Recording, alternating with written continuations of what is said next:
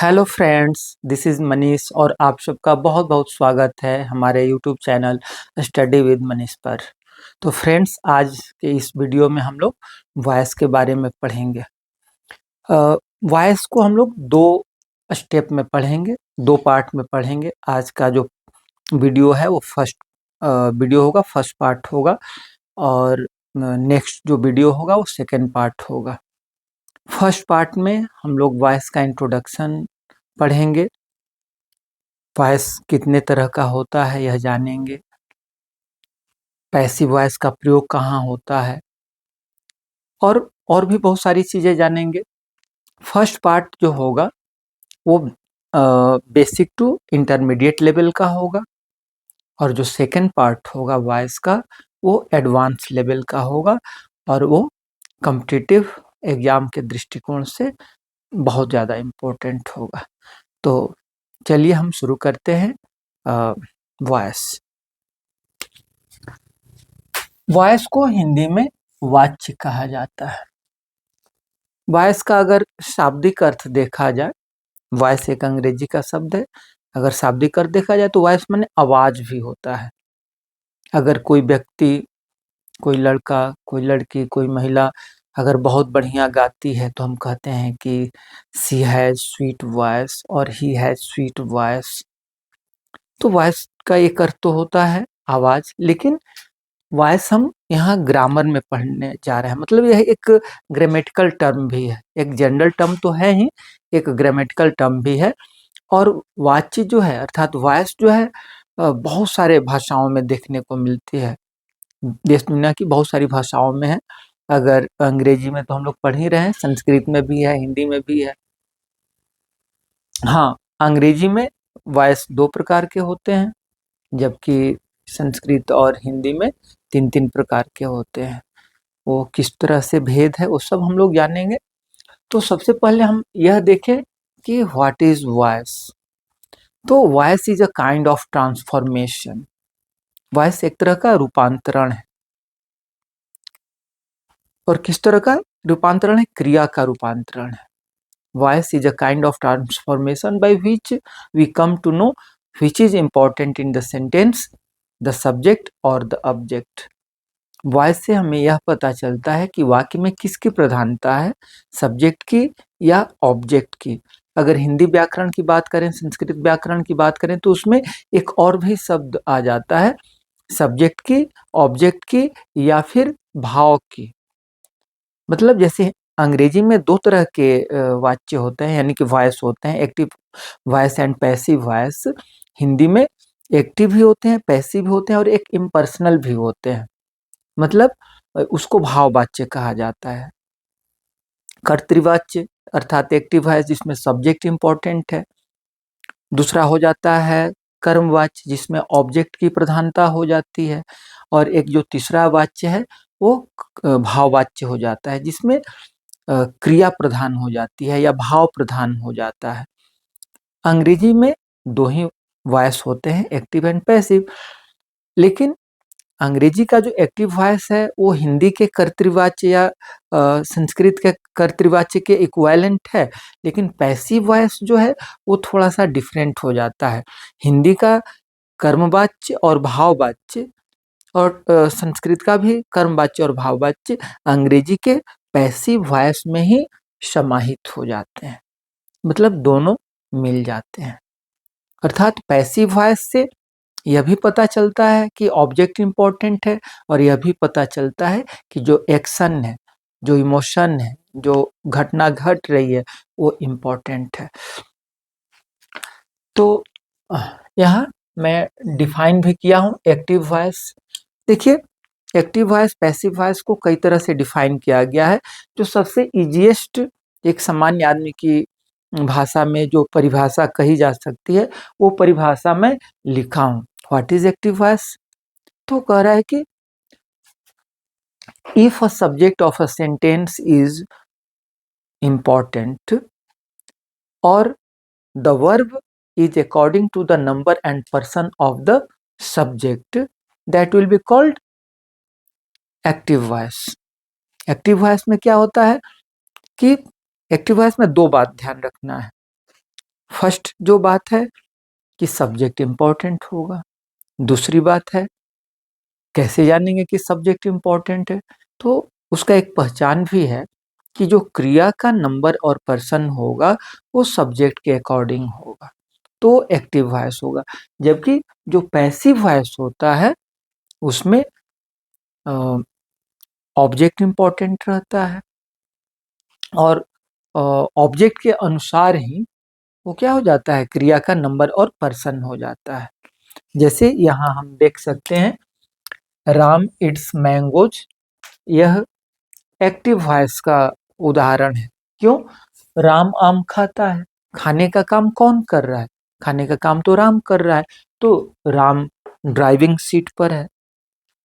जो इम्पोर्टेंट होगा वो ड्राइविंग सीट पर होगा। एक बात ध्यान रखना होगा, ड्राइविंग सीट का मतलब शाब्दिक अर्थ में न लेना है। ड्राइविंग सीट मतलब ऑन द इम्पोर्टेंट प्लेस। तो खाने का काम कौन कर रहा है? राम कर रहा है, राम यहाँ है और राम के अनुसार ही क्रिया यूज हुई है। राम सब्जेक्ट है, इट्स वर्ब है, मैंगोज ऑब्जेक्ट है। मैंगोज ऑब्जेक्ट है, मैंगोज तो प्लूरल है। अगर मैंगोज के अनुसार क्रिया होती तो क्रिया बहुवचन होती। अभी हम लोग पिछले ही वीडियो में पढ़े थे टेंस वगैरह के बारे में। आप देख करके जान सकते हैं कि ईट क्रिया में एस लगा हुआ है, यानी कि it's is the fifth form of the verb it. तो ये सिंगुलर है, राम भी सिंगुलर है, ये भी सिंगुलर है, जबकि मैंगोज तो प्लूरल है। अर्थात यहाँ क्रिया जो है मैंगोज के अनुसार नहीं है, वो किसके अनुसार है? राम। और राम ही तो असली कर्ता भी है। कर्ता का डिफिनीशन क्या होता है? कि काम को करने वाला। ठीक है, लेकिन पैसिव वॉइस में क्या होता है? When an object of a sentence is more important, जब ऑब्जेक्ट ज्यादा इम्पोर्टेंट हो जाता है या जो एक्शन है वो इम्पोर्टेंट हो जाता है, तो हम कहते हैं कि वो पैसिव वॉइस में है। और उसमें क्या होता है कि ऑब्जेक्ट के अनुसार ही वर्ब सिंगुलर या प्लूरल यूज की जाती है।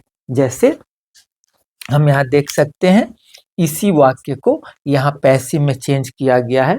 आप देख सकते हैं mangoes are eaten by Ram. Mangoes are eaten by Ram. आम किसके द्वारा खाया जाता है? राम के द्वारा खाया जाता है। ठीक है, बहुत सारी बातें हम लोग चर्चा करेंगे। अब कुछ लोगों का कहना है कि there is no difference between active and passive.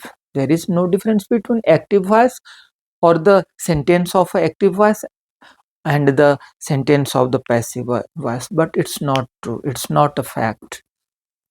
Active voice passive voice में अंतर है।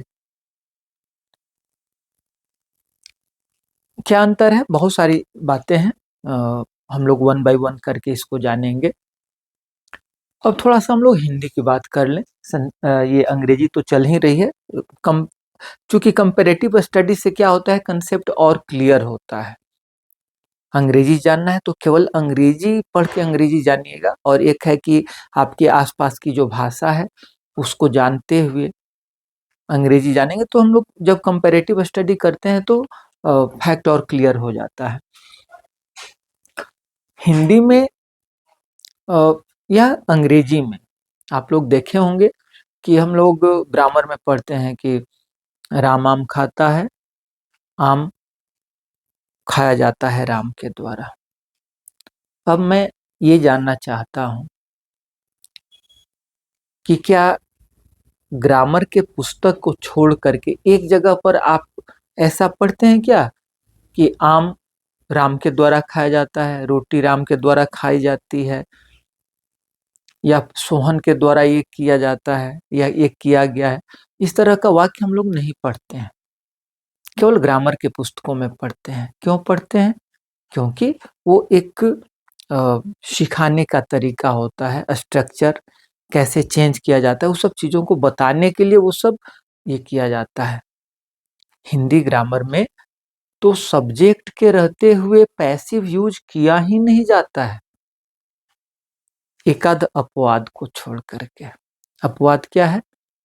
अपवाद है कि अगर असमर्थता जतानी हो, निषेध दिखाना हो तो फिर सब्जेक्ट के रहते हुए भी पैसिव हो जाता है। जैसे मुझसे खाई नहीं जाती, मुझसे अब चला नहीं जाता, मुझसे अब काम नहीं होगा।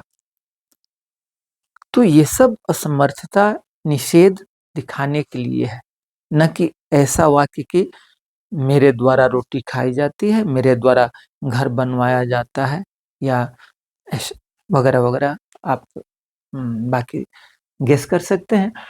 कहने का मतलब है, और एक और बात मैं बताना चाहूंगा कि केवल पैसिव में चेंज कर लेना ही काफी नहीं। बेसिक जो कंसेप्ट है वो होना चाहिए पता। बेसिक कंसेप्ट क्या है कि where to use passive voice.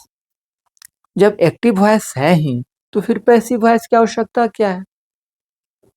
क्या कुछ ऐसा कंडीशन है जबकि एक्टिव वॉइस के सेंटेंस से ज्यादा सुंदर, ज्यादा प्रभावकारी, ज्यादा बढ़िया पैसिव वॉइस का सेंटेंस हो जाता है? क्या कुछ ऐसा कंडीशन है? क्या कुछ इस तरह की स्थिति परिस्थिति पैदा हो जाती है जबकि अगर हम एक्टिव वॉइस का सेंटेंस यूज करेंगे तो वो उतना प्रभावकारी नहीं होगा, उतना सुंदर नहीं होगा जितना कि पैसिव? तो वो कुछ कंडीशंस हैं।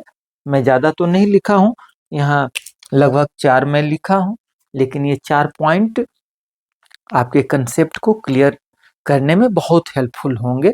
तो हम देखते हैं कि where to use passive voice. Passive voice का प्रयोग कहाँ किया जाता है? तो पहला है कि जब सब्जेक्ट या तो अज्ञात हो, अस्पष्ट हो, या फिर वो इतना अस्पष्ट हो कि बिना उसकी चर्चा किए हुए भी वाक्य सुंदर हो सकता है, उसका अर्थ प्रकट हो सकता है, अर्थ प्रकट होने में कोई परेशानी नहीं होगी। क्या मैं कहा कि जब सब्जेक्ट या तो अननोन हो, अज्ञात हो, या फिर ऑब्वियस हो। अब दोनों को देखेंगे एक एक उदाहरण के द्वारा। The pot was broken last night. पिछले रात पॉट टूट गया। अब पता ही नहीं है कि कौन तोड़ दिया, तो क्या कहेंगे? किसी ने पॉट तोड़ दिया। उससे अच्छा है कि भाई पॉट टूट गया। पॉट टूट गया पैसिव हो गया। अब आपको पता नहीं है कि who has broken your pot. तो अगर क्या कहते हैं, अननोन हो या ऑब्वियस हो, एकदम स्पष्ट हो, जैसे Mohan was arrested today. Mohan was arrested today. Mohan आज गिरफ्तार हो गया।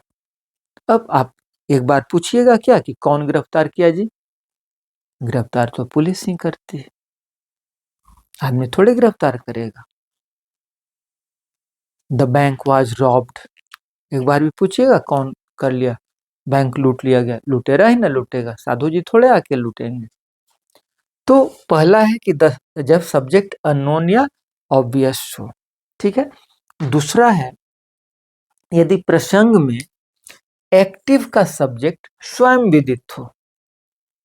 तो स्वयं विदित सब्जेक्ट को रिपीट नहीं करके आगे के सेंटेंस में हम पैसिव वॉइस यूज कर देते हैं। एक ही सब्जेक्ट जब रिपीट होता है तो थोड़ा वाक्य भद्दा लगता है। एक बात ध्यान रखना होगा कि वाक्य न केवल ग्रामेटिकली करेक्ट होना चाहिए, बल्कि वो लिटरेचर के ख्याल से, साहित्य के ख्याल से सुंदर भी होना चाहिए।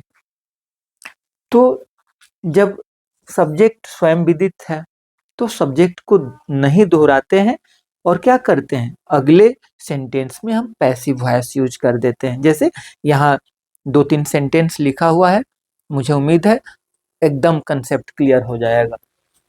The master called Ram. मालिक ने क्या किया? राम को बुलाया। The master called Ram. मालिक ने राम को बुलाया। And dismissed him. और उसको क्या कर दिया? डिसमिस कर दिया। जाओ, सेवा मुक्त हो जाओ।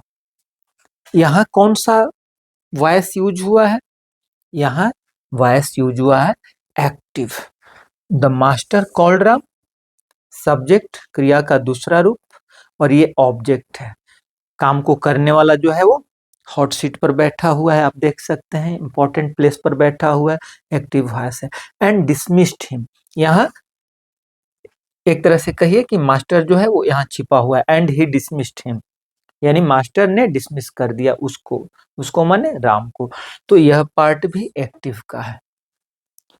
मास्टर अर्थात मालिक ने राम को बुलाया और उसे डिसमिस कर दिया। अब दूसरा सेंटेंस देखते हैं।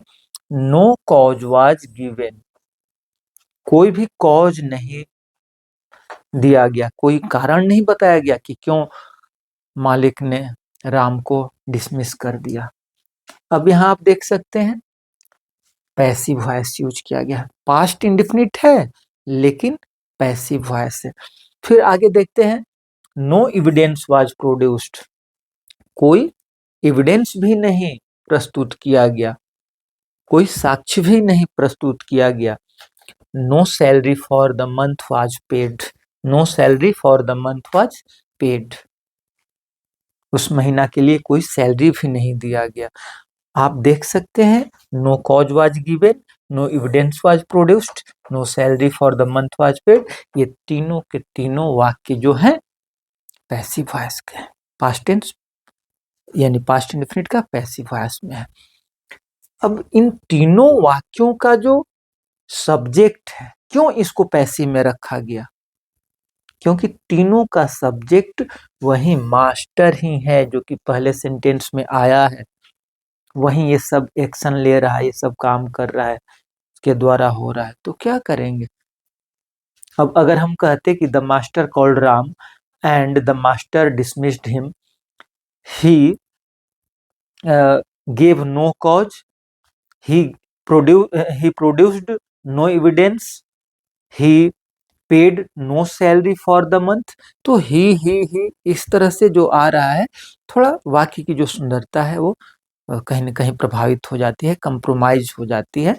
तो ऐसे वाक्यों में क्या करते हैं, जहाँ सब्जेक्ट स्वयं विदित हो तो पैसिव वॉइस यूज कर देते हैं। इसके बाद है ऑब्जेक्ट पर ज्यादा फोकस करने के लिए पैसिव हिंदी में होता है कर्तृवाच्य कर्मवाच्य। कर्तृ जो शब्द है वो कर्ता से बना है, कर्मवाच्य तो कर्म है ही, जहाँ कर्म इंपॉर्टेंट है, कर्मवाच्य जहाँ कर्ता इंपॉर्टेंट है, कर्तृवाच्य। लेकिन अंग्रेजी में क्या है, active voice passive voice. Active माने क्या होता है, सक्रिय क्रियाशील, पैसिव मीन्स मतलब वो एक्टिव नहीं है। तो जब सब्जेक्ट सक्रिय रहता है, एक्टिव मोड में रहता है, वो एक्टिव वॉइस हो जाता है। मतलब अब यहाँ एक्टिव मोड में होने का मतलब क्या है, वही जो कि मैं यहाँ चर्चा कर दिया हूँ। और पैसिव में क्या हो जाता है, जब सब्जेक्ट पैसिव होगा, जब सब्जेक्ट सोतुड़ी बेबी हो जाएगा तो ऑब्जेक्ट तो भाई इंपॉर्टेंट होगा ना। तो क्या हो जाएगा, वो जो ऑब्जेक्ट है, कह रहा है कि ऑब्जेक्ट पर ज्यादा फोकस करने के लिए पैसिव वॉइस प्रयोग किया जाता है।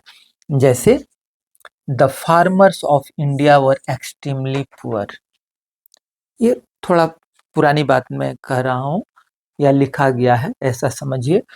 भारत के किसान जो थे एक्सट्रीमली पुअर थे, बहुत गरीब थे। They were oppressed by the landlords, ध्यान दीजिए पहला सेंटेंस है एक्टिव का, यहाँ पहला सेंटेंस जो है एक्टिव में है। The farmers of India were extremely poor, Bharat के किसान बहुत गरीब थे। They were oppressed by the landlords, वे जमींदारों के द्वारा ऑप्रेस किए जाते थे, सताए जाते थे।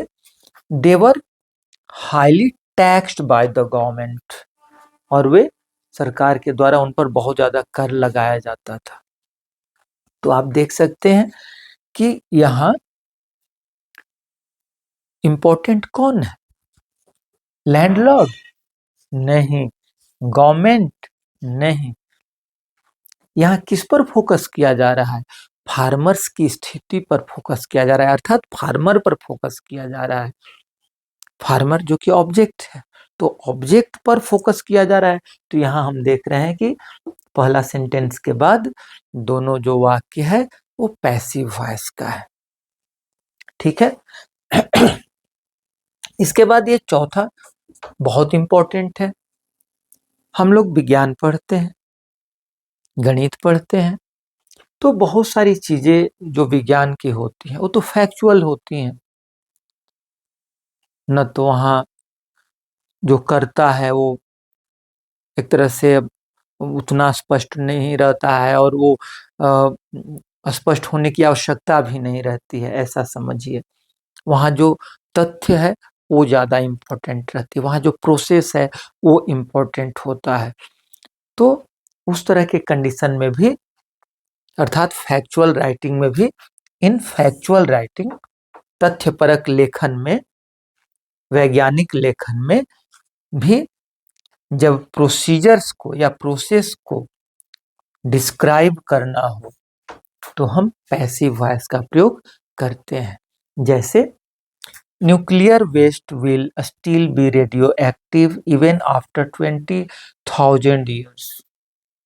कह रहा है कि जो न्यूक्लियर वेस्ट है, न्यूक्लियर वेस्ट आप लोग समझते होंगे, विज्ञान पढ़े होंगे, तो जो न्यूक्लियर कचरा होता है, वेस्ट मतलब कचरा जो होता है, वो 20,000 साल बाद भी क्या रहता है, रेडियो एक्टिव रहता है। तो रेडियो एक्टिव रहेगा, रेडियो एक्टिविटी तो हम जानते हैं कि मानव जीवन को या जीव जंतुओं को बहुत प्रभावित करते हैं जो रेडियो एक्टिव चीज होते हैं। तो कह रहे हैं कि जो न्यूक्लियर वेस्ट होते हैं, जो परमाणु कचरा होता है, वो 20,000 साल बाद भी रेडियो एक्टिव रहता है, यानी कि बहुत भयानक रूप से हानिकारक होता है। ठीक है। अब यहाँ देखिए क्या कह रहा है, दूसरे वाक्य में देखिए पैसिव वॉइस कैसे यूज हो रहा है। So it must be disposed, must be disposed. अभी मैं स्ट्रक्चर बताया नहीं हूं, तो आप लोगों को यह जानने में भी परेशानी हो रही होगी कि मैं तो कह दे रहा हूं कि देखिए यहाँ ये पैसिव वॉइस है, लेकिन हो सकता है कि आप वॉइस न पढ़े हो तो आपको समझ में न आ रहा हो कि यहाँ पैसिव वॉइस कैसे हो गया। तो घबराइए मत, इसके बाद मैं यहाँ एक चार्ट बनाऊंगा और बस धैर्य रखिए, सब क्लियर हो जाएगा, क्रिस्टल क्लियर हो जाएगा। So it must be dispose of carefully.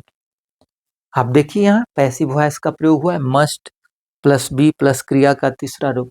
फिर आगे देखिए, इट कैन बी स्टोर्ड, देखिए कैन प्लस बी प्लस क्रिया का तीसरा रूप, यहाँ भी पैसिव हो गया। It can be stored in a liquid form in a stainless steel container.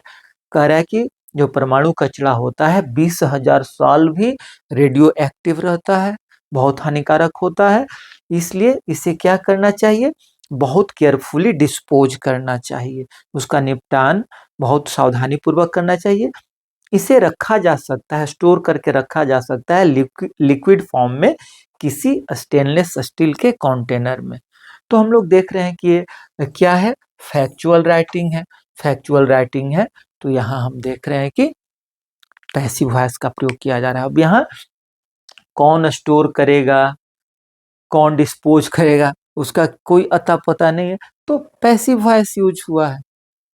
तो इस तरह से हम लोग देखें कि where to use passive voice, passive voice का प्रयोग कहाँ करना चाहिए, किस कंडीशन में करना चाहिए। वैसे कंडीशन नहीं कि राम के द्वारा रोटी खाई जाती है, राम के द्वारा क्रिकेट खेला जाता है, ऐसे ऐसे कचड़ा सेंटेंस के लिए पैसिव वॉइस नहीं होता है। ठीक है। तो ये हो गया वॉइस किसे कहते हैं, वॉइस कितने तरह का होता है, दोनों का परिभाषा भी हम लोग पढ़ लिए। इसके बाद यह भी पढ़ लिए कि पैसिव वॉइस क्यों जरूरी है, अगर पैसिव वॉइस न रहे तो क्या परेशानी हो सकती है, किस तरह से वाक्य की सुंदरता या भाव प्रभावित हो सकता है, ये सब चीज हम लोग यहाँ 4 पॉइंट में देख लिए। इसके बाद हम लोग देखेंगे टेंस पर आधारित एक्टिव से पैसिव में चेंज करना। हम लोग स्टेप बाय स्टेप पढ़ेंगे, पहले टेंस पर बेस्ड हम देख लेंगे, इसके बाद मॉडल पर आधारित देख लेंगे, इसके बाद इन्फिनिटिव पर आधारित देख लेंगे, फिर ऐसे ऐसे सब तो वॉइस के इंट्रोडक्शन के बाद अब हम लोग देखेंगे कि कोई एक्टिव वॉइस के सेंटेंस को कैसे पैसिव वॉइस में चेंज करेंगे। तो जैसा कि मैं बताया कि सबसे पहले हम लोग सामान्यतः जो टेंस पर आधारित वाक्य होते हैं, जैसे हम लोग टेंस पढ़े थे तो simple present, present continuous, present perfect, फिर पास्ट, फिर फ्यूचर, ऐसे सिस्टमेटिक वे में पढ़े। तो पैसिव वॉइस में भी सबसे पहले हम लोग उसी तरह से सिस्टमेटिक वे में पढ़ेंगे। इसके बाद हम मॉडल्स, फिर इन्फिनिटिव्स वगैरह वगैरह हम लोग जानेंगे। तो देखिए, जो 12 टेंस हैं प्रेजेंट इंडेफिनिट से लेके फ्यूचर परफेक्ट कंटिन्यूअस तक, वो 12 पर आधारित जो वाक्य रहेगा उसको कैसे चेंज करेंगे बिना बहुत ज़्यादा नियम का ताम झाम बताए हुए, एकदम आसानी से आप लोग इस चार्ट को देख करके मेरे समझाने के बाद समझ जाएंगे। सबसे पहले इस चार्ट को देखा जाए कि इस चार्ट पर क्या लिखा गया है। Structures to change active sentences into passive, मतलब ये स्ट्रक्चर्स हैं जिसके द्वारा हम एक्टिव वॉइस के वाक्य को पैसिव में चेंज कर सकते हैं। यहाँ साइड में आप देख सकते हैं present indefinite, past indefinite, future indefinite. अब आप लोग हो सकता है कि सोचें कि प्रेजेंट इंडेफिनिट के बाद तो प्रेजेंट कंटिन्यूअस आता है, तो पास्ट इंडेफिनिट क्यों लिख दिए? वो इधर कुछ कनेक्शन है, आप आसानी से स्ट्रक्चर को याद कर सके, इसलिए वैसा मैं कुछ टेक्निक लगाया हूँ। तो present indefinite, past indefinite, future indefinite, present continuous, past continuous, वैसे वैसे करके ये सब है। इसमें एक और बात मैं बता दूं, प्रेजेंट के तो परफेक्ट तक बनते हैं, जनरली परफेक्ट कंटिन्यूअस के पैसिव नहीं बनते हैं, और इसलिए आप लोग देखे होंगे मैक्सिमम पुस्तक में कि परफेक्ट कंटिन्यूअस, चाहे वो प्रेजेंट परफेक्ट कंटिन्यूअस हो, पास्ट परफेक्ट कंटिन्यूअस हो या फ्यूचर परफेक्ट कंटिन्यूअस हो, उसका पैसिव नहीं दिया रहता है। सच्चाई भी है, वो बिल्कुल ही अनयूजुअल बेकार टाइप का वाक्य हो जाता है। वो उस तरह का वाक्य अधिक से अधिक ग्रामर की किताबों में ही देखने को मिल सकता है यदा कदा, और साहित्य में तो लिटरेचर में कभी नहीं देखने को मिलेगा। तो लेकिन यहाँ बस एक समझने के लिए मैं फ्यूचर परफेक्ट कंटिन्यूअस का भी स्ट्रक्चर दिया हूँ, प्रेजेंट परफेक्ट कंटिन्यूअस का भी दिया हूँ, और ये कहाँ से लिया गया है इसका जो स्रोत है वो भी मैं बता दूं। वैसे तो अब जो इंडियन राइटर है एक आध पुस्तक में अब देखने को मिल रहा है, लेकिन सबसे पहले और वो भी लोग कहाँ से लिए हैं, तो वो लोग भी इस किताब को ही रेफरेंस दिए हैं। ये माइकल स्वान एक बहुत बड़े ग्रामरियन है, जिनकी ये पुस्तक है practical English uses, Oxford university press की है। तो देखिए, आप यहाँ देख सकते हैं कि यहाँ वो लिख रहे हैं कि future progressive passives and perfect progressive passives are unusual. ऐसे स्ट्रक्चर तो दे दिए हैं, लेकिन ये भी लिखे हैं कि वो अनयूजुअल है। तो बस ऐसे ही जानकारी के लिए यहाँ लिख दिया गया है, उसके चक्कर में नहीं पड़ना है। तो सबसे पहले हम देखते हैं प्रेजेंट इंडेफिनिट। यहाँ क्या लिखा हुआ है? Passive subject. पैसिव सब्जेक्ट से मेरा अभिप्राय है पैसिव वॉइस का सब्जेक्ट। इसके बाद यहाँ हम सहायक क्रियाओं को लिखे हैं, is, are, am, was, were, shall, will, be, being वगैरह वगैरह। इसके बाद यहाँ V3 लिखा गया है, यहाँ बाय लिखा गया है, यहाँ पैसिव ऑब्जेक्ट लिखा गया है। पैसिव ऑब्जेक्ट से मेरा अभिप्राय है पैसिव वॉइस का ऑब्जेक्ट। और यहाँ एक एक वाक्य लिखा गया है कि इस पर जो आधारित रहेगा वाक्य वो कैसा होगा, वो यहाँ लिखा गया है। अब सबसे पहले हम उदाहरण के द्वारा इस चार्ट को समझाने का प्रयास करेंगे। मुझे उम्मीद है आप बहुत आसानी से समझ जाइएगा। सबसे पहले हम एक प्रेजेंट इंडेफिनिट का वाक्य लेते हैं एक्टिव वॉइस का। आप लोग टेंस हाल ही में पढ़े हैं, आपको याद होगा प्रेजेंट इंडेफिनिट का जो स्ट्रक्चर होता है एक्टिव वॉइस का, वो सब्जेक्ट प्लस V1 या V5 प्लस ऑब्जेक्ट होता है। जैसे राम इट्स अ मैंगो। ठीक है, एक दूसरा वाक्य यहां मैं लिख दे रहा हूं, वी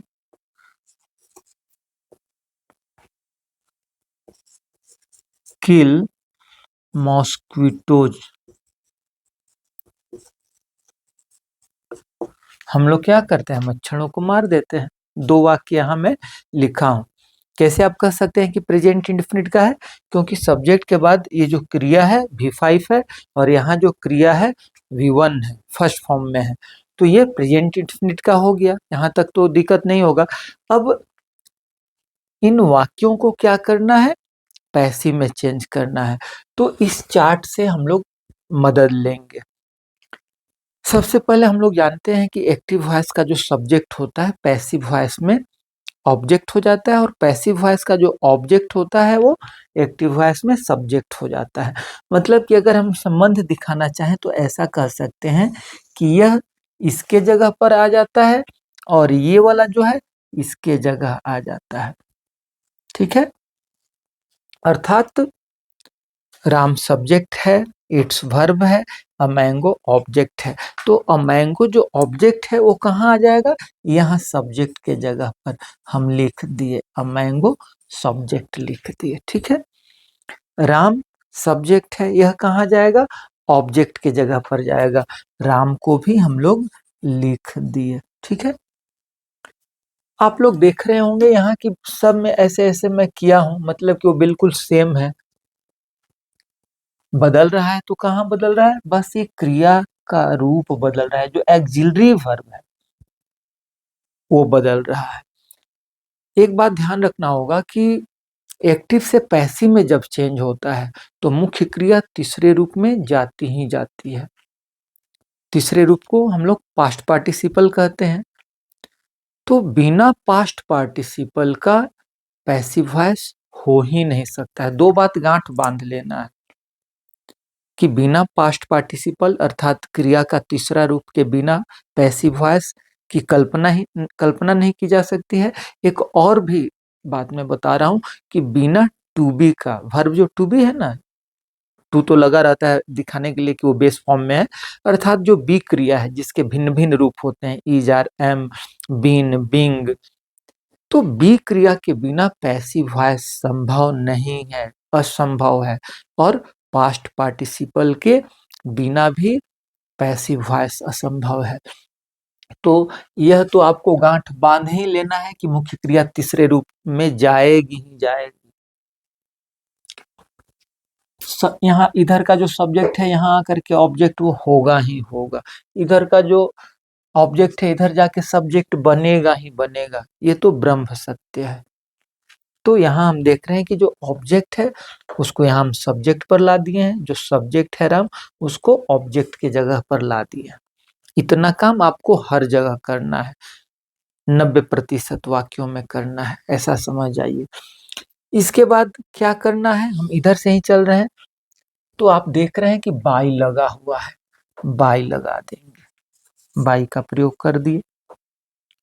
बाई का भी प्रयोग मैक्सिमम जगह पर होता है। कुछ ऐसे सेंटेंस होते हैं जहाँ की बाई का प्रयोग ना हो करके दूसरा एट, इन, विद, ऑफ इत्यादि का प्रयोग होता है, तो वो लिमिटेड है, 5-10 है, वो आगे मैं बताऊंगा।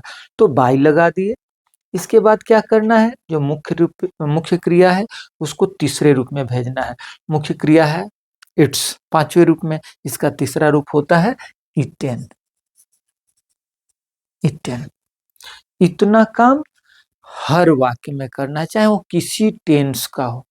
ये आप देख सकते हैं 12 टेंस है, ये 12 में हर जगह आप देखिए, यहाँ उदाहरण a mango, a mango, a mango, a mango, a mango, आप देखिए एक भी है, 12 में से एक भी है जहाँ की ए मैंगो नहीं आया है, अर्थात जो ऑब्जेक्ट है पैसिव वॉइस में जाके सब्जेक्ट नहीं बना है।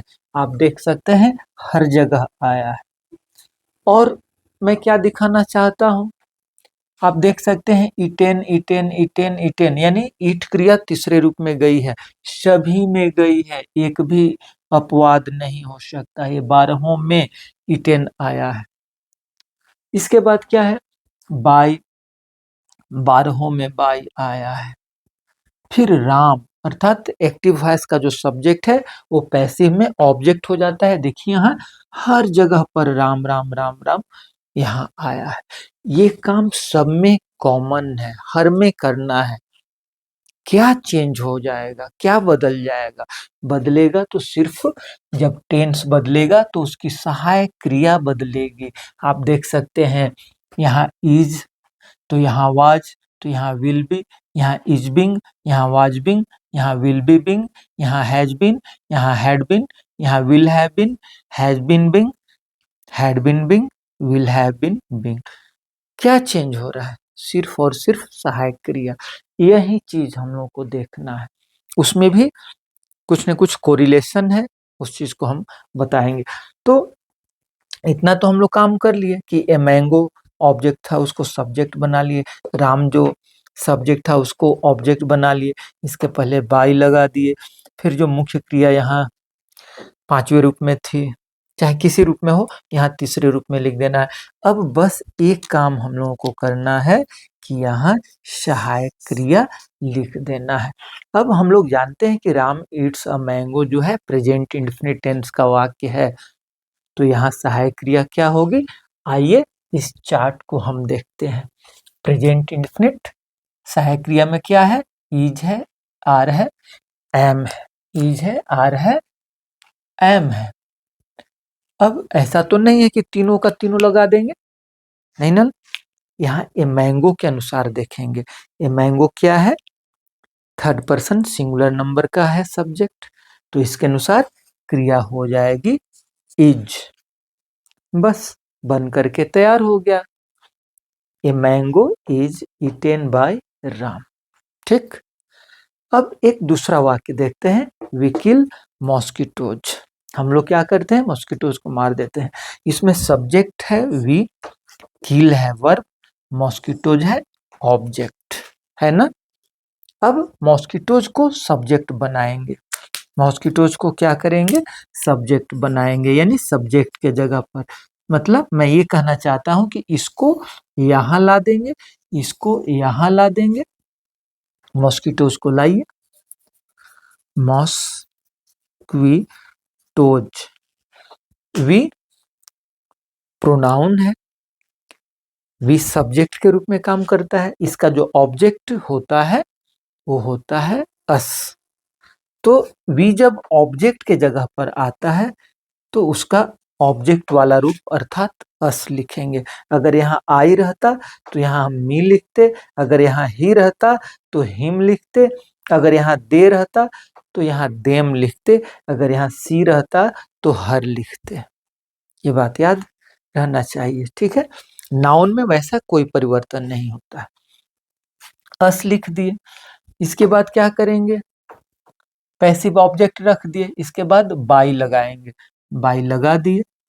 इसके बाद क्या है? क्रिया का तीसरा रूप लगाएंगे। यहाँ देखिए क्रिया तो फर्स्ट फॉर्म में है, लेकिन पैसिव वॉइस में मैं आपको बताया कि बिना V3 का पैसिव संभव ही नहीं है। V3 को ही पास्ट पार्टिसिपल भी कहा जाता है। तो किल क्रिया का तीसरा रूप क्या हो जाएगा? किल्ड हो जाएगा। इतना काम हर जगह करना है। बस यहाँ एक काम हम लोगों को करना है, वो क्या है?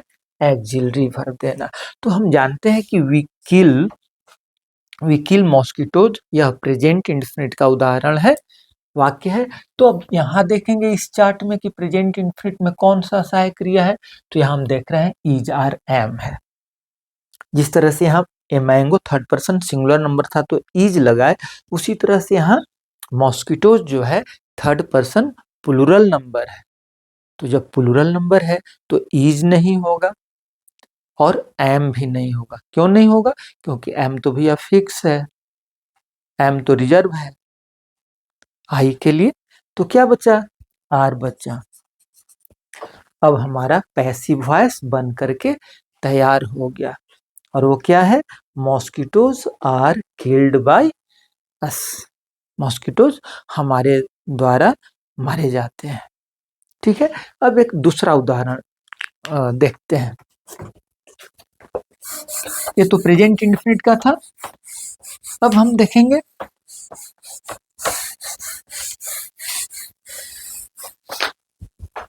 कोई भी उदाहरण, एक प्रेजेंट कंटिन्यूअस के वाक्य को लेते हैं। जैसे I am writing a letter. I am writing a letter. मैं एक पत्र लिख रहा हूं। इसमें सब्जेक्ट है आई, एम राइटिंग वर्ब है, अ लेटर ऑब्जेक्ट है। ठीक है, मैं पत्र लिख रहा हूं, मैं सब्जेक्ट हो गया, चिट्ठी ऑब्जेक्ट हो गई। आप लोग ऑब्जेक्ट तो जानते ही होंगे। वैसे मैं सोच रहा था कि एक वीडियो ऑब्जेक्ट पर भी बनाऊं, ऑब्जेक्ट के बारे में भी आप लोगों को मैं बताऊं, क्योंकि ऑब्जेक्ट भी एक अच्छा खासा टॉपिक है। आप लोग पढ़े होंगे डायरेक्ट ऑब्जेक्ट, इनडायरेक्ट ऑब्जेक्ट। केवल यही दो नहीं होता है, बहुत सारे ऑब्जेक्ट होते हैं। जिस तरह से क्रिया का बहुत सारा प्रकार है, उस तरह से ऑब्जेक्ट का भी बहुत सारा प्रकार है। Direct object, indirect object, retained object, cognate object, reflexive object, grammatical object, logical object और न जाने क्या क्या। तो कभी इस टॉपिक पर हम लोग बात करेंगे, क्योंकि आज का टॉपिक वॉइस बहुत इंपॉर्टेंट है from competitive exam of view से। तो देखते हैं। तो ए लेटर जो है ऑब्जेक्ट है, उसको यहाँ हम सब्जेक्ट बना देंगे, अ लेटर लिख देंगे। ठीक है, आई सब्जेक्ट है, इसको यहाँ ला देंगे। तो आई चूंकि प्रोनाउन है, ये नॉमिनेटिव केस में है। जब ये ऑब्जेक्टिव केस में आएगा तो आई का माई हो जाता है, सॉरी मी हो जाता है। क्या हो जाता है? मी हो जाता है। ठीक है, इतना काम कर दिया ना, इसको उधर भेजे, उसको इधर भेजे। अब देखते हैं ऑब्जेक्ट के बाद क्या लगाएंगे, बाई लगाएंगे। बाई लगा दिए ना, इसके बाद क्रिया का तीसरा रूप लगाएंगे। यहाँ क्रिया किस रूप में है? चौथे रूप में है। क्रिया में आईएनजी जब लग जाता है तो वो चौथे रूप में हो जाती है। चौथे रूप में है, लेकिन पैसिव यानी विथ थ्री। तो इसका राइटिंग का तीसरा रूप रिटेन होता है। Write, wrote, written, writing, writes. तो ये रिटेन हो गया। देखिए, इतना काम जैसा कि मैं बताया कि सभी वाक्यों में करना है। अब यहाँ बच्चा क्या? यहाँ बच्चा सिर्फ और सिर्फ सहायक क्रिया देना। तो हम जानते हैं कि I am writing a letter present continuous tense का वाक्य है। तो अब यहाँ प्रेजेंट कंटिन्यूअस वाला चार्ट में आएंगे। प्रेजेंट कंटिन्यूअस में क्या है? Is, are, am plus being. Is, are, am तो इसमें पहले से ही आया रहता है, सिर्फ हम लोगों को क्या लगा देना होता है? बिंग। तो अ लेटर जो है थर्ड पर्सन सिंगुलर नंबर है, तो इसके साथ हो जाएगा इज और बिंग, तो लगेगा ही। अब हमारा बन करके पैसिव तैयार हो गया। A letter is being written by me. Sorry, बन करके तैयार हो गया। A letter is being written by me. एक और वाक्य लेते हैं, दूसरे पास्ट टेंस का कोई लेते हैं, पास्ट परफेक्ट को लेते हैं। जैसे I had scolded Mohan. I had scolded Mohan, मैंने मोहन को फटकारा था, डांटा फटकारा था। अब देख रहे हैं आई सब्जेक्ट है, हैड स्कोल्डेड वर्ब है, मोहन ऑब्जेक्ट है। अब देखिए हैड स्कोल्डेड वर्ब है, इसमें भी दो है। हैड जो है एक्सिलरी वर्ब है, स्कोल्डेड जो है वो मेन वर्ब है। अब क्या करेंगे? मोहन को यानी ऑब्जेक्ट को यहाँ सब्जेक्ट के जगह पर लाएंगे। ला दिए हम, मोहन आ गया सब्जेक्ट के जगह पर, ड्राइविंग सीट पर। आई को क्या करेंगे? इस मोहन वाले जगह पर, मोहन वाला जगह कौन सा जगह है? ऑब्जेक्ट वाला जगह है। तो आई जब ऑब्जेक्ट बनेगा तो मी हो जाता है। क्या हो जाता है? मी हो जाता है। ठीक है, ये काम कर दिए। इसके अब क्या हो जाएगा? ये बाई लग जाएगा। फिर इधर क्या हो जाएगा? क्रिया तीसरे रूप में आ जाएगी। एक बात ध्यान देने लायक है कि जितने भी परफेक्ट टेंस है उसमें क्रिया ऑलरेडी तीसरे रूप में आई रहती है। आप लोग टेंस पढ़े हैं तो आप लोग देखे होंगे कि present perfect tense, past perfect tense, future perfect tense, जो मुख्य वर्ब है तीसरे रूप में पहले से ही रहती है। तो एक टेंशन यहाँ नहीं रहेगा कि उसका भाई रूप याद है नहीं याद है। तो स्कोल्डेड है तो स्कोल्डेड लिख ही देंगे। और क्या करना है? अब यहाँ देखना है कि पास्ट परफेक्ट कहाँ है? तो यहाँ हैड और बीन लगता है। हैड तो पहले से है ही, बीन लगा देना है। हैड बीन, तो हमारा बन करके पैसिव तैयार हो गया। Mohan had been scolded by me. Mohan को मेरे द्वारा डांट पिलाई गई थी, फटकार लगाई गई थी। तो इस तरह से हम लोग देखें कि ये चार्ट का प्रयोग करके हम कितना आसानी से पैसिव बना सकते हैं। अब थोड़ा इस चार्ट पर और हम बढ़िया से ध्यान दिलाना चाहेंगे आप लोगों को। ये चार्ट याद कैसे हो? तो यहाँ हम लोग देखेंगे, एक बात मैं बता देना चाहूंगा कि कंटिन्यूअस टेंस अगर कंटिन्यूअस टेंस का पैसिव बनाना है तो पैसिव में बीइंग का प्रयोग अवश्य होगा। गांठ बांध लेना है। कंटिन्यूअस टेंस है तो पैसिव में जब चेंज करेंगे तो बीइंग, BEING, बीइंग का प्रयोग अवश्य करेंगे। और अगर परफेक्ट टेंस है तो बीन का प्रयोग अवश्य करेंगे, क्योंकि बिना बीइंग का कंटिन्यूअस टेंस नहीं होगा पैसिव में, और बिना बीन का परफेक्ट टेंस नहीं होगा। तो आप एक दूसरी बात भी समझ ही गए होंगे कि जब कंटिन्यूअस है तो बीइंग, परफेक्ट है तो बीन, तो फिर तब क्या होगा? जब परफेक्ट और कंटिन्यूअस दोनों आ जाए तो चिंता नहीं करना है। परफेक्ट के चलते बीन, कंटिन्यूअस के चलते बीइंग। परफेक्ट कंटिन्यूअस, परफेक्ट यानी बीन, कंटिन्यूअस यानी बीइंग। आइए देखते हैं प्रेजेंट परफेक्ट कंटिन्यूअस। अब यहाँ देखिए, परफेक्ट के चलते बीन लगा है, कंटिन्यूअस के चलते बीइंग लगा है, बिल्कुल लगा है। पास्ट परफेक्ट कंटिन्यूअस, परफेक्ट के चलते बीन लगा है, कंटिन्यूअस के चलते बीइंग लगा है ना। अब फ्यूचर परफेक्ट कंटिन्यूअस को देखिए, परफेक्ट के चलते बीन और कंटिन्यूअस के चलते बीइंग, अर्थात बीन और बीइंग दोनों लगेगा। यहाँ देखिए, ये प्रेजेंट कंटिन्यूअस है तो being, past continuous being, future continuous being. Present perfect तो been, past perfect been, future perfect been. ठीक है, ये बात आप लोगों को समझ में आ गई होगी। एक और बात मैं इस चार्ट के बारे में बताना चाहूंगा, मैं क्यों ऐसा लिखा हूं, उसके पीछे एक और कारण है। मैं कहता हूं कि आप प्रेजेंट इंडेफिनिट याद कीजिए। जैसे आप लोग दुकान पर जानते हो ना, by one get one free, तो मैं कहता हूं कि by one get one free यहाँ भी है। कैसे? तो आप प्रेजेंट इंडेफिनिट याद कीजिए और इस पर प्रेजेंट कंटिन्यूअस फ्री में मिल जाएगा। कैसे मिल जाएगा? मैं पहले ही बता दिया हूं कि कंटिन्यूअस है तो बीइंग लगा देना है, परफेक्ट है तो बीन लगा देना है। तो जो प्रेजेंट इंडेफिनिट में इज आर एम लग रहा है वही तो प्रेजेंट कंटिन्यूअस में भी इज आर एम लग रहा है। यहाँ देखिए, इज आर एम यहाँ भी है प्रेजेंट इंडेफिनिट, यहाँ भी प्रेजेंट कंटिन्यूअस में इज आर एम है।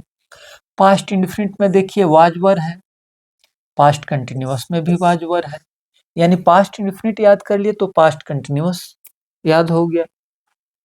फ्यूचर इंडेफिनिट याद कर लिए तो फ्यूचर परफेक्ट क्या करे थे, फ्यूचर कंटिन्यूअस याद हो गया।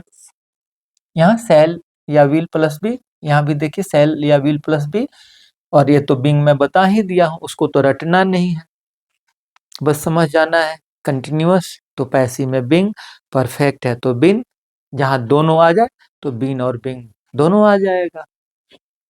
यहाँ देखिए, अब प्रेजेंट परफेक्ट है, has have. Present perfect continuous, यहाँ भी हैज हैव। आप देखिए, ध्यान से देखिए, प्रेजेंट परफेक्ट हैज हैव है ना, और ये है प्रेजेंट परफेक्ट कंटिन्यूअस, यहाँ भी हैज हैव है। और ये तो आप जानिए गए हैं कि परफेक्ट के चलते बीन और बीइंग। अब देखिए, यहाँ पास्ट परफेक्ट है, हैड। यहाँ देखिए पास्ट परफेक्ट कंटिन्यूअस है, यहाँ भी हैड है। कुछ रिलेशन देख रहे हैं?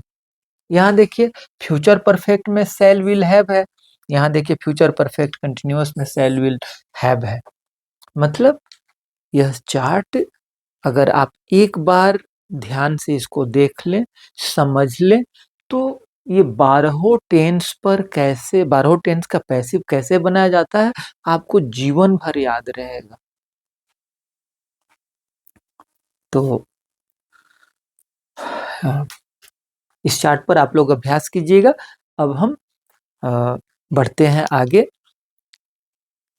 आगे हम आप लोगों को मॉडल्स का पैसिव बताने जा रहे हैं कि मॉडल्स का पैसिव कैसे बनता है। वो भी एकदम आसान है। पैसिव वॉइस एकदम आसान।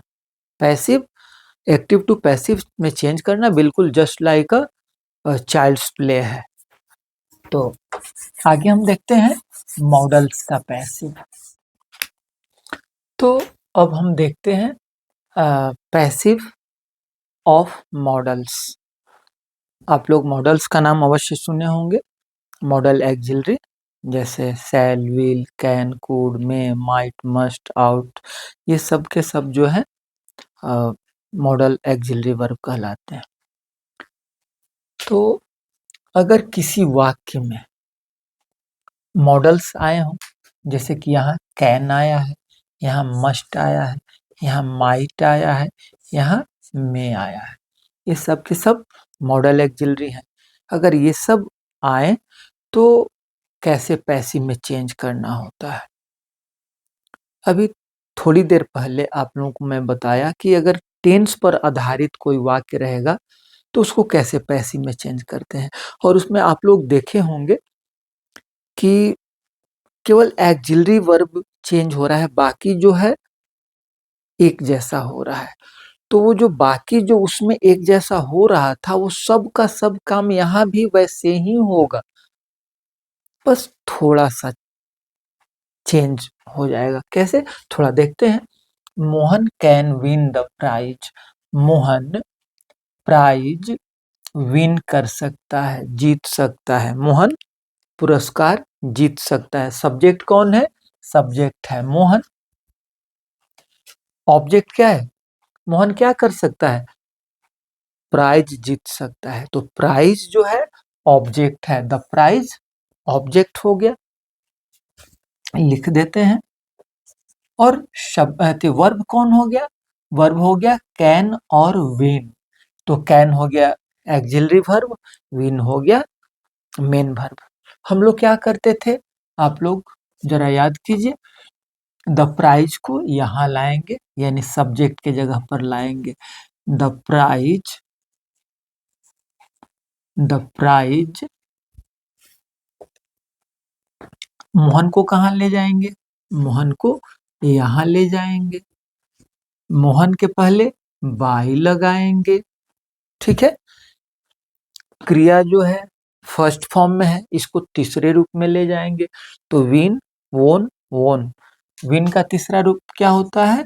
ओन होता है। इतना काम हर जगह करना है, पहले हम लोग करते आए हैं, इसमें भी हम लोग कर सकते हैं। दिनेश मस्ट सेंड ए टेलीग्राम। दिनेश अवश्य टेलीग्राम सेंड करेगा। इसमें सब्जेक्ट है दिनेश और टेलीग्राम है ऑब्जेक्ट। और टेलीग्राम को सब्जेक्ट बना देते हैं, और टेलीग्राम। दिनेश को ऑब्जेक्ट बना देते हैं। दिनेश के पहले बाई लगा देते हैं। सेंड भी वन है, सेंड का तीसरा रूप क्या होगा? सेंट होगा। ठीक है। ये काम इन सब में भी कर लेते हैं। We might solve this. हम लोग इसे शायद सॉल्व कर सकते हैं। वी सब्जेक्ट है, दिस ऑब्जेक्ट है, दिस को सब्जेक्ट बना देंगे। वी को ऑब्जेक्ट बना देंगे तो ऑब्जेक्ट क्या हो जाएगा, इसका अस हो जाएगा। अस के पहले बाई लगा देंगे, क्रिया सल्व भी वन है, तीसरा रूप में इसको भेज देंगे, सल्व्ड हो जाएगा। फिर इतना काम इसमें भी कर लेते हैं। दे मे विन द गेम, वे लोग शायद गेम जीत सकते हैं। दे सब्जेक्ट है, गेम ऑब्जेक्ट है, गेम को यहाँ लाते हैं, यानी सब्जेक्ट के जगह पर लाते हैं। दे को ऑब्जेक्ट के जगह पर ले जाएंगे तो देम हो जाएगा, देम लिखते हैं, उसके पहले बाई लगाते हैं। ये सब शुरू से ही हम लोग ये काम करते आए हैं। मुख्य क्रिया को तीसरे रूप में ले जाते हैं, विन का तीसरा रूप ओन होता है। इतना काम तो हर जगह करना था, इतना काम हम यहाँ भी कर रहे हैं, यहाँ भी करना होगा, यहाँ भी कर दिए हम लोग। अब हम लोग को क्या करना है, मॉडल्स के चलते, मॉडल आ जाने के चलते हमको क्या करना है। अब देखिए अगला स्टेप हमारा क्या होगा। यहाँ कैन आया है इस वाक्य में ना, यहाँ कैन लिख देंगे। यहाँ क्या आया है, मस्ट, यहाँ मस्ट लिख देंगे। यहाँ क्या आया है इस वाक्य में, माइट, माइट लिख देंगे। यहाँ क्या आया है, मे लिख देंगे। ये कोई बड़ा काम तो है नहीं, कोई कठिन काम तो नहीं है, जो था वही ना हम उतार दिए हैं। ठीक, अब बस बन करके तैयार हो गया है। अब कहेगा कि सर ये बन के तैयार हो गया, तो गलत है। हाँ, समझ जाइए कि बन ही गया, सिर्फ बी लगा देना है। जो कैन था उसके आगे बी लगा दीजिए, मस्ट था बी लगा दीजिए, माइट था बी लगा दीजिए, मे था बी लगा दीजिए, बन करके तैयार हो गया। हम लोग कुछ किए, कुछ नहीं किए, जो पहले करना था वही यहाँ भी किए, सिर्फ हम लोग बी लगा दिए। जो सहायक क्रिया थी मॉडल, वो तो सेम टू सेम उतार दिए, एक्स्ट्रा हम क्या किए, तो सिर्फ बी क्रिया लगा दिए। यानी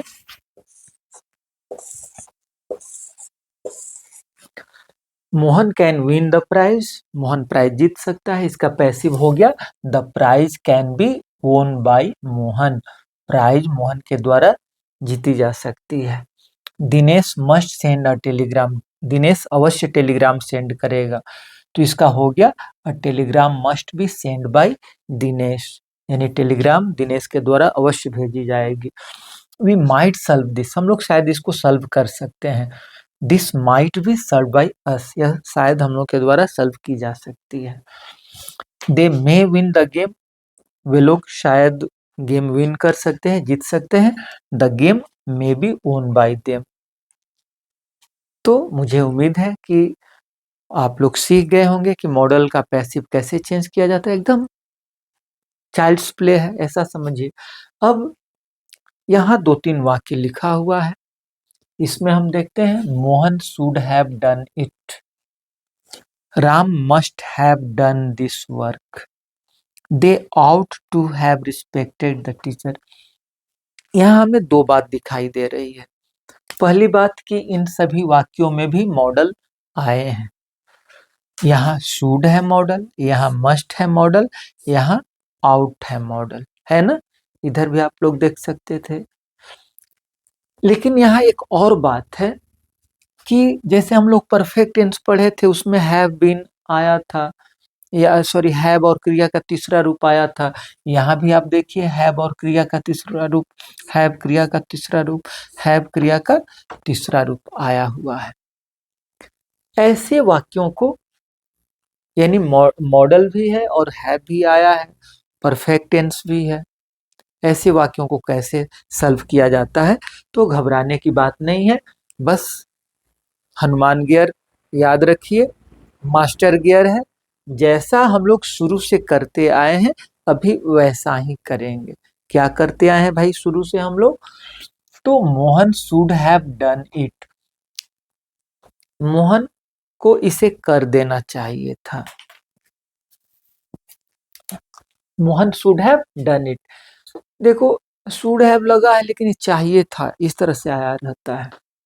Ram must have done this work, Ram को यह काम अवश्य कर देना चाहिए था। दे ought to have respected the teacher, teacher का रिस्पेक्ट उन्हें करना चाहिए था। तो चाहिए था, इस तरह का आया हुआ है। अब आगे देखते हैं, सब्जेक्ट और ऑब्जेक्ट को पता करते हैं। Mohan should have done it, Mohan को इसे कर देना चाहिए था। मोहन हो गया सब्जेक्ट, इट हो गया ऑब्जेक्ट, शुड हो गया मॉडल एक्सिलरी, और हैव तो आप जानते हैं डन क्रिया का तीसरा रूप है। आप देख सकते हैं सभी वाक्यों में मुख्य क्रिया जो है तीसरे रूप में है, कोई बात नहीं है। हम ईट जो ऑब्जेक्ट है उसको यहां लाएंगे, मोहन को यहां लाएंगे। इतना काम तो हम लोग पहले से करते आए हैं। यहाँ ऑब्जेक्ट है दिस वर्क, सब्जेक्ट है राम, दिस वर्क को लाएंगे यहाँ, और राम को कहाँ ले जाएंगे, राम को ले जाएंगे यहाँ। ठीक है, ठीक उसी तरह से इस वाक्य में सब्जेक्ट है दे और ऑब्जेक्ट है द टीचर। तो क्या करेंगे, द टीचर को यहां लाएंगे और दे को क्या करेंगे, यहां लाएंगे। तो दे को जब हम यहां लाएंगे तो क्या हो जाएगा, दे का देम हो जाता है, दे का क्या हो जाता है, देम हो जाता है। ठीक है, हर जगह यह काम कर दे हम लोग। ईट है तो ईट लगा दे, मोहन है तो मोहन लगा दे, दिस वर्क है तो यहाँ दिस वर्क लगा दे, राम है तो ऑब्जेक्ट बना दे, राम को बना दिए। यानी ऑब्जेक्ट को सब्जेक्ट, ऑब्जेक्ट को सब्जेक्ट और सब्जेक्ट को ऑब्जेक्ट बना दिए हम लोग तीनों वाक्य में। अब दूसरा काम क्या करना था, बाय लगाना था, बाय लगा दिए, तीनों में बाय लगा दे रहे हैं। ठीक है, इसके बाद क्या करना था, मुख्य क्रिया को तीसरे रूप में भेजना था। मुख्य क्रिया पहले से ही तीसरे रूप में है, कोई बात नहीं है, डन है, डन लिख देंगे। यहाँ क्या है, यहाँ भी क्रिया डन आई है, डन लिख देंगे। यहाँ मुख्य क्रिया क्या आई है, रिस्पेक्टेड, रिस्पेक्टेड लिख देंगे, लिख दिए।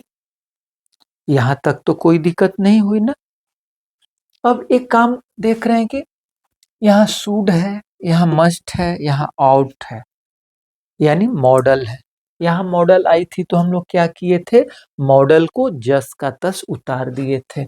शुड है तो शुड लिख देंगे, मस्ट है तो मस्ट लिख देंगे, आउट है तो आउट टू लिख देंगे, आउट टू है तो आउट टू लिख दिए। कोई दिक्कत, बिल्कुल दिक्कत नहीं। इसके बाद अब आप याद कीजिए प्रेजेंट परफेक्ट को। Present perfect, I have done this work, Dinesh has done this work. तो वहां भी तो हैव डन आया था ना, आया था कि नहीं आया था। तो आप क्या किए थे, प्रेजेंट परफेक्ट में हैव बीन कर दिए थे, याद कीजिए क्या किए थे, हैव बीन कर दिए थे। यहां भी हैव बीन कर देना है, हैव बीन, यहां हैव बीन, यहां भी हैव बीन, बन के तो तैयार हो गया, कुछ नहीं करना था, कुछ एक्स्ट्रा एफर्ट नहीं हम लोग किए। Mohan should have done it, तो इसका पैसिव क्या हो गया, it should have been done by Mohan, इसे मोहन के द्वारा कर देना चाहिए था। दूसरा था Ram must have done this work, Ram को यह काम कर देना चाहिए था, अवश्य कर देना चाहिए था। तो this work must have been done by Ram. ठीक, अगला है they ought to have respected the teacher, तो क्या हो गया, the teacher ought to have been respected by them. तो आज हम लोग वॉइस का इंट्रोडक्शन जाने, परिचय जाने, यह भी जाने कि पैसिव वॉइस कहाँ यूज होता है, what is the importance of passive sentences. इसके बाद हम लोग पढ़े कि टेंस पर आधारित पैसिव है तो उसको कैसे बनाएंगे, और उसके आगे देखे कि मॉडल अगर कहीं आया हो, मॉडल्स का प्रयोग हुआ हो किसी वाक्य में, तो कैसे हम उसका पैसिव बनाते हैं। तो मुझे उम्मीद है आज का वीडियो आप लोगों को बहुत बढ़िया लगा होगा। तो आज का वीडियो यहीं समाप्त करते हैं। आप लोगों को मेरा वीडियो देखने के लिए बहुत बहुत धन्यवाद। Thank you.